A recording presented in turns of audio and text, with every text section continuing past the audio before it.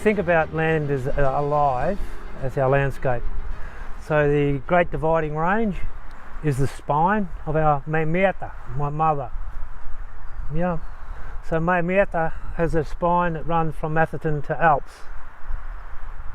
Off that is the ribs that run to the east and to the west. They're the pathways that come down to the coast or to the west. And they're also our connectivity to trade.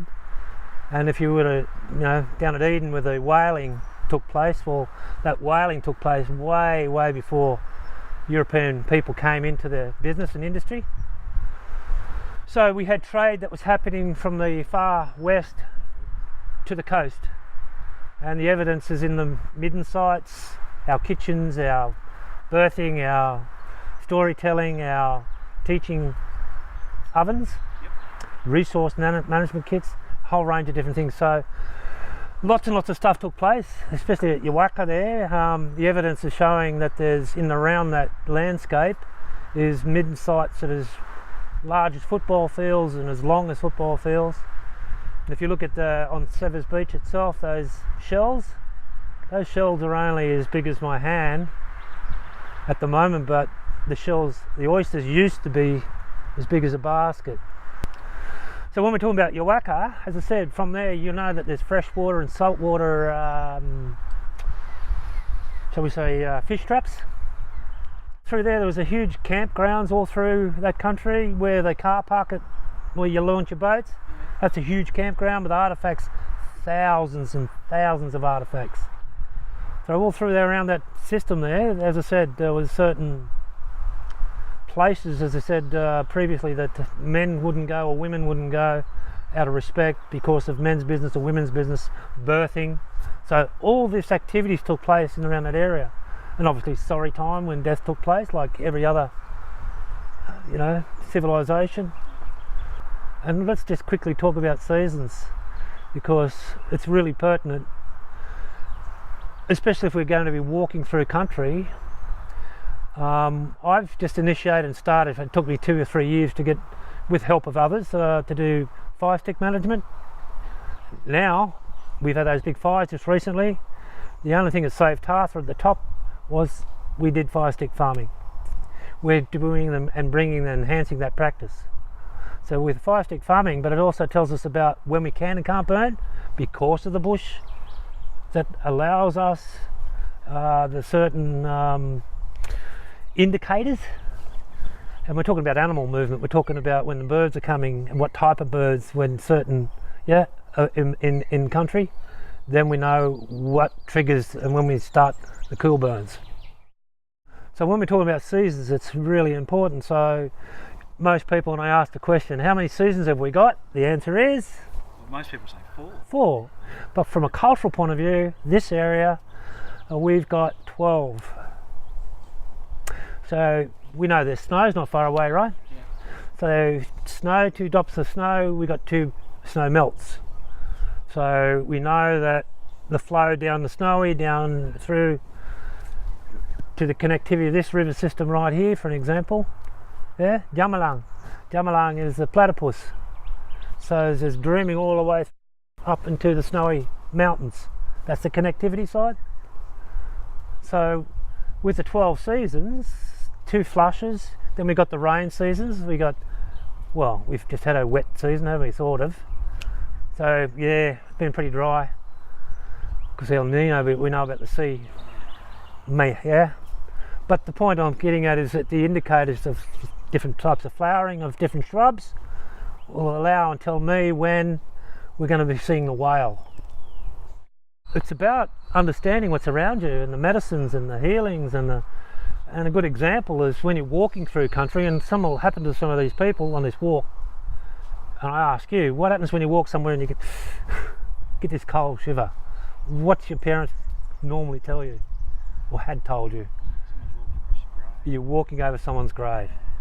Well, reality is that's significant about understanding the connectivity to Earth, our mother, yeah? So mother's telling you where you can and can't go, trying to keep you safe, like any good mum, parent. And so when you're walking over there it means you're in a sensitive area where it's either good or bad, depending on men's business, women's business, other business, bodies, burials.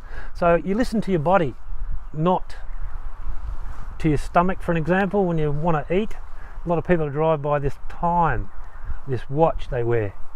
So instead of listening to the body, and that's what I'm saying, so when you're walking through a country and you get that cold shiver, it's somewhere where maybe you shouldn't be. It's like an invisible wall. There's certain trees that are still in situ today with a scar on them. Now, scarred trees are a piece that's been cut out of the bark, but different shapes, and it depends on what type of tree. This is the part of knowledge that you need to know, because some of those trees, they're like the stop sign. You know, when you're driving down today and you're in the car and it says red, you have to stop according to the law. We had the same law. You can't come through here. This guy's telling me I can't come through here unless I have knowledge. And so to the far end of that walk we're talking about, to the far south, there's a scarred tree that's a couple of 100 years old with 3 scars on it. Very rare, but it's sitting there telling me that yes, I have knowledge, I can walk through that area. Others, you have to walk around. I was explaining to you before about middens, and most middens say, you know, in the dictionary it's a rubbish tip. That terminology come out of the English, winter.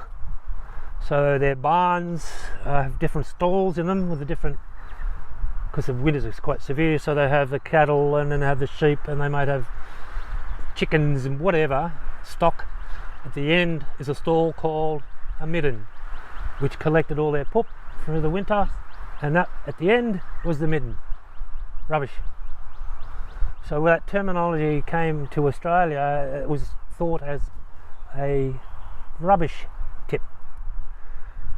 You've been to Severs Beach, but if you dig down through the Severs Beach, there's numerous bodies within that system. In the area alone, there's over 50 plus bodies we found and put back. So a midden site is a lot more intricate knowledge. It's a natural resource management tool. So if one clan comes down, the first thing they do is go to the midden site on country. The elders look at it, see the depletion of a certain species, and put law out to their family group not to touch that, for it to replenish and grow, just like farmers. Leave that top paddock, it's a bit bare, yeah, we're not going to put stock in there. So in other words, if you're a baru, kangaroo mob, you can't eat kangaroo. Yep. Same as that coastal mob, there's certain fish, that's my ancestors, I can't eat that fish. So it's a way of protecting that resource. On that light to light work, you will see some very interesting and significant celestial systems if they're pointed out to you from our point of view. And I'll give you one example. We call it turak, which is the great white pointer. And if I showed it to you in the night sky, it's quite large. It's a spitting outline of the white pointer, but when it's moving slowly in the night sky over a season a little to the north, that means that there's movement from the great white pointers from South Africa across to Western Australia. I know that they break into 2 groups around through the Bight and the other around Tasmania, and then I'll come up the east coast. Yep, and the evidence is obviously all the shark attacks on Western Australia, South Australia, but they're also been seen in and around the area here. And it's because they're chasing the salmon, obviously. But the celestial systems will tell me about movement. The flowering systems which I've mentioned will also tell me about what type of fish are coming up for spawning, yep, and about managing country.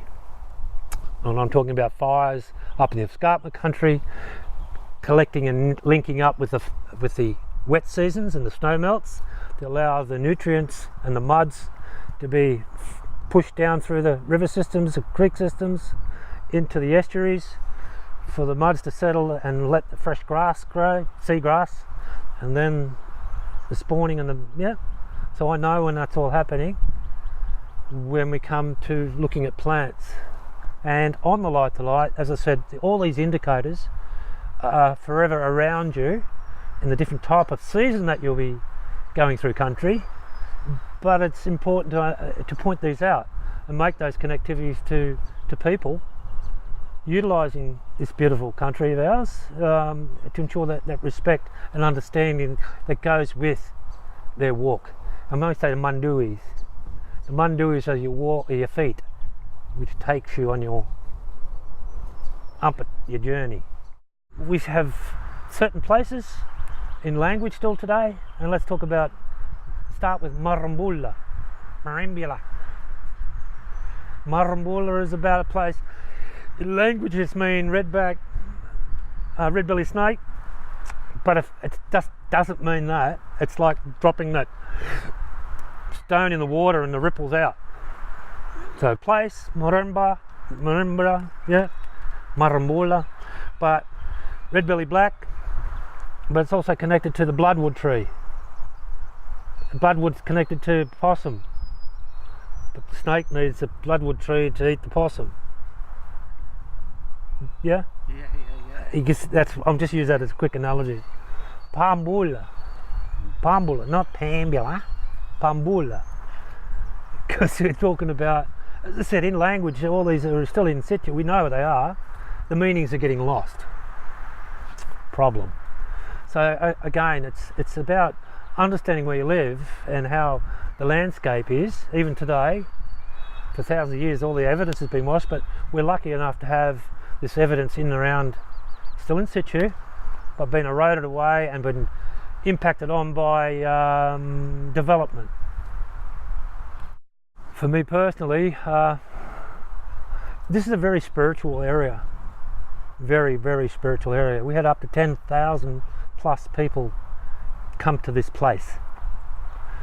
There's a mountain just over your shoulder, over my left hand side here, by Amanga. It was about ceremony. But there's also to the south, in around the area there, that teaches us about greed. There's stories associated with greed, with landscape. It's on the Victorian side, eh? But it tells a story, and the story is about a great drought taking place and less taka. They were sent, several of the strongest warriors were sent down to the south west area, not far off the coast, and where they climbed up over the hill and found this massive amounts of wheat, and I'm talking grass, wheat for European people, but grasses with grinding, make bread. And they made this huge damper. It was that big. They had the big feed, and then they had this other one. It was that big, they laid it up against a tree, and it was hot, so they all went underneath and laid underneath, except for one fella.